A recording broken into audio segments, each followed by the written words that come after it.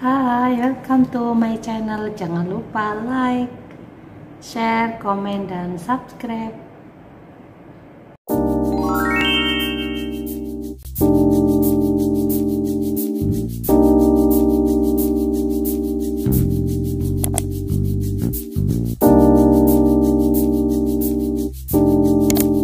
Assalamualaikum warahmatullahi wabarakatuh. Alhamdulillah kita masuk pada materi ke-10, ekonomi mikro syariah atau ekonomi Islam, ekonomi mikro Islam. Materinya adalah tentang monopolistik dan oligopolistik ya. Yang kalau yang kemarin sudah monopoli dan oligopoli, yang ini monopolistik dan oligopolistik. Yang pertama dibahas adalah tentang pengertian pasar persaingan monopolistik, yaitu struktur pasar di mana terdapat cukup banyak perusahaan yang menjual produk-produk yang mirip satu sama lain namun tidak identik. Teori pasar persaingan monopolistik dikembangkan karena ketidakpuasan terhadap daya analisis model persaingan sempurna maupun monopoli. Model ini dikembangkan oleh John Robinson, ekonom Inggris, dan Edward Chamberlain, ekonom USA. Struktur pasar hampir sama dengan persaingan sempurna, namun produk yang dihasilkan tidak homogen melainkan terdiferensiasi. Diferensiasi ini mendorong perusahaan untuk melakukan persaingan non harga. Output yang dihasilkan sangat mungkin saling menjadi substitusi. Berikutnya adalah karakteristik pasar persaingan monopolistik. Yang pertama, produk terdiferensiasi. Yang kedua, jumlah perusahaan banyak dalam industri, bebas masuk dan keluar pasar. Kemudian yang ini adalah keterangan-keterangannya ya. Produk terdiferensiasi adalah produk dapat dibedakan oleh konsumen dengan melihat siapa produsennya. Barang-barang tersebut dapat diperbedakan oleh kualitas barangnya, model, bentuk, warna, bahkan oleh kemasan, merek, dan pelayanannya. Konsumen dapat membedakan produk tertentu kesukaannya dari produk perusahaan lainnya. Hal ini menyebabkan perusahaan memiliki daya monopoli walaupun terbatas. Di antara produk-produk dapat saling menjadi substitusi. Persaingan monopolistik berada di antara pasar persaingan sempurna dan monopoli. Jadi pasar persaingan monopolistik ini disandingkan atau dibandingkan dengan pasar monopoli dan pasar persaingan sempurna.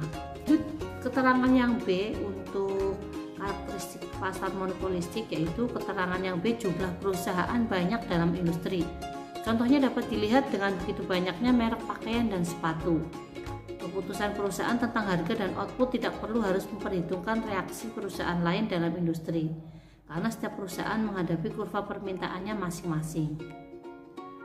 Lalu keterangan yang B, bebas masuk dan keluar pasar, itu maksudnya bagaimana ya? Laba supernormal akan mengundang perusahaan baru untuk memasuki industri. Bagi perusahaan existing atau yang masih ada di situ, bila tidak mampu bersaing maka lebih baik keluar agar kerugian tidak menjadi besar. Nah itu ya keterangan dari karakteristik pasar monopolistik. Yang berikutnya adalah tentang keseimbangan perusahaan. Keseimbangan perusahaan dibedakan menjadi dua, yaitu keseimbangan perusahaan dalam jangka pendek dan keseimbangan perusahaan dalam jangka panjang. Keseimbangan perusahaan dalam jangka pendek yaitu perusahaan mencapai keseimbangan dalam jangka pendek dapat menikmati laba supernormal.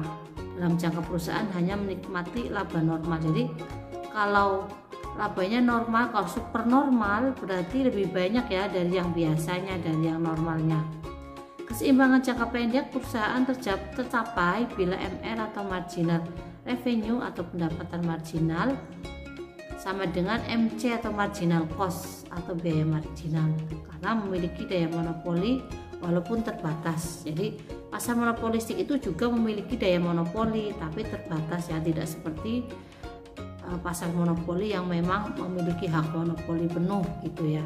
Berikutnya tentang keseimbangan perusahaan dalam jangka panjang.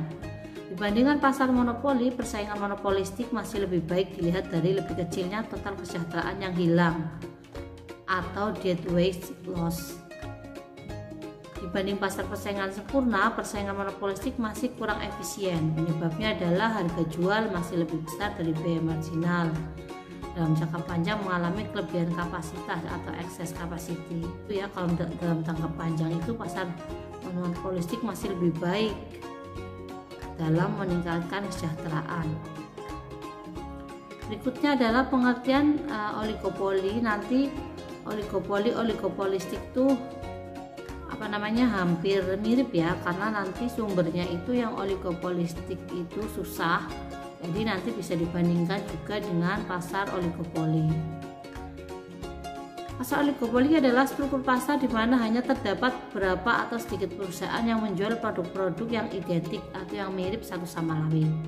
Struktur pasar atau industri oligopoli adalah pasar industri yang terdiri dari hanya sedikit perusahaan atau produsen, di mana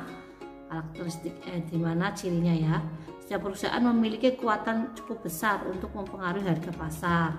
Perilaku setiap perusahaan akan mempengaruhi perilaku perusahaan lainnya dalam industri. Kondisi pasar oligopoli mendekati kondisi pasar monopoli. Yang berikutnya adalah karakteristik pasar oligopoli, yaitu hanya sedikit perusahaan dalam industri, produknya homogen atau terdiferensiasi, pengambilan keputusan yang saling mempengaruhi, dan kompetisi non harga. Karakteristik ini juga akan di breakdown satu-satu ya, dijelaskan satu-satu. Yang pertama, penjelasan tentang A, yaitu hanya sedikit perusahaan dalam industri. Penjelasannya adalah biasanya jumlah perusahaan diasumsikan kurang dari 10 ya, jadi sedikit perusahaannya. Lalu kekuatan perusahaan-perusahaan dalam industri dapat diukur dengan menghitung rasio konsentrasi, yaitu berapa persen output dalam pasar oligopoli dikuasai oleh perusahaan yang dominan. Berikutnya, pasar suatu industri dikatakan berstruktur oligopolistik apabila CR4 atau for firm concentration ratio melebihi 40%. Ya, jika CR sama dengan 80%, berarti 80% penjualan output dalam industri dikuasai oleh 8 perusahaan terbesar. Jadi ini bahas oligopoli juga nanti masuknya ke oligopolistik ya, jadi itu saling terkait. Kalau saya boleh ngomong sih, mending digabung saja monopoli yang kemarin, kemudian yang ini monopoli oligopolistik, masih menyangkut dengan materi yang kemarin.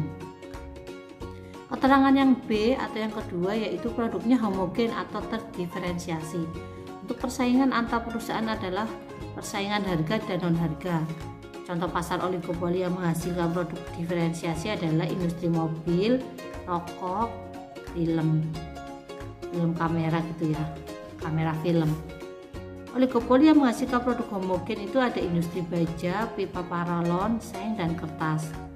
Semakin besar tingkat diferensiasinya atau perbedaannya, maka perusahaan makin tidak tergantung pada perusahaan lainnya. Jadi akan kelihatan bedanya. Kalau sama semua kan nanti paling tergantung ya lah, dia juga ada kok, nggak usah produksi saya, dia kan sudah ada, jadi tidak akan tergantung begitu. Yang ketiga adalah pengambilan keputusan yang saling mempengaruhi. Keputusan perusahaan dalam menentukan harga dan jumlah output akan mempengaruhi perusahaan lainnya, baik yang sudah ada existing firm maupun yang di luar industri atau potential firm. Jadi keputusannya itu saling mempengaruhi antara perusahaan dalam yang tergabung dalam oligopolistik ini.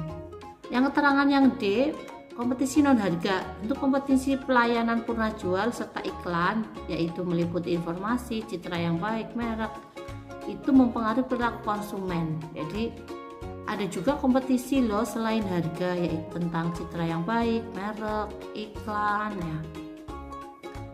Lalu yang berikutnya adalah faktor penyebab terjadinya oligopoli. Ada faktor efisiensi skala besar, ada kompleksitas manajemen. Yang efisiensi skala besar itu teknologi padat modal atau kapital intensif yang dibutuhkan dalam proses produksi menyebabkan efisiensi atau biaya rata-rata minimum baru tercapai bila output yang diproduksi dalam skala sangat besar. Contohnya adalah industri mobil, semen, kertas, pupuk, dan peralatan mesin. Yang kedua adalah kompleksitas manajemen, faktor terbentuknya oligopoli ya. Karena kompetisinya harga dan non harga, kemampuan keuangan yang besar saja tidak cukup sebagai modal untuk bertahan dalam industri. Perusahaan harus mempunyai kemampuan manajemen yang sangat baik agar mampu bertahan dalam struktur industri yang persaingannya begitu kompleks. pada pasar oligopoli ini persaingannya sangat kompleks ya, karena barangnya ada yang homogen, terdiferensiasi, kemudian perusahaannya ada banyak ya. Lalu ada model oligopoli, ini ada model dalam oligopoli itu ada yang duopoli ya, kita akan bahas juga duopoli. Model dalam oligopoli yang dimaksud adalah duopoli, oligopoli yang hanya ada 2 perusahaan. Jadi ada oligopoli tapi dia juga terdiri hanya 2 perusahaan sehingga disebut duopoli. Duopoli adalah keadaan khusus di mana dalam pasar oligopoli hanya ada 2 perusahaan. Model ini dikembangkan untuk melihat lebih tajam interaksi antara perusahaan dalam pasar oligopoli. Selain itu, model oligopoli yang lain itu ada model Carnot, model kepemimpinan Stackelberg, ada teori permainan atau game teori, dan ada model dilema tahanan. Ya, saya akan menjelaskan satu persatu untuk yang model Carnot. Model ini dikembangkan oleh Augustin Carnot. Masing-masing duopolis mempunyai daya monopoli yang sama. Keputusan jumlah output yang diproduksi berdasarkan asumsi bahwa output duopolis yang satu atau saingannya itu sudah diputuskan dan tidak akan berubah. Itu ya modelnya.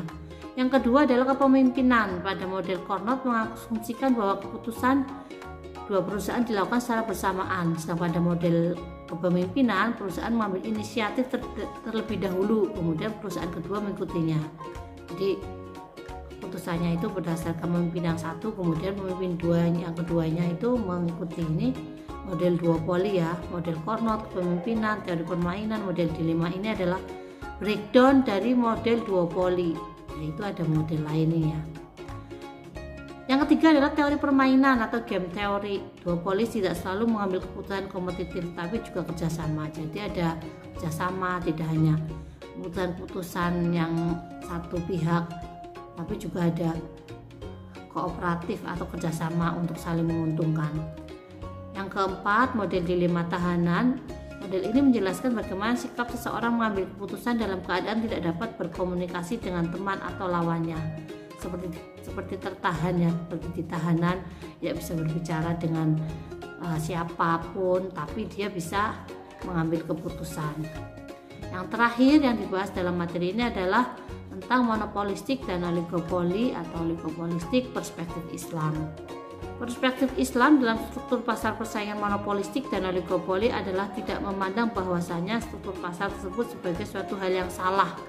Jadi struktur pasarnya itu tidak ada yang salah, ya diperbolehkan dalam Islam, bisa dilaksanakan oleh seluruh masyarakat yang mau, yang sesuai dengan kriteria tadi ya, yang sesuai dengan karakteristik masuk ke perusahaan mana.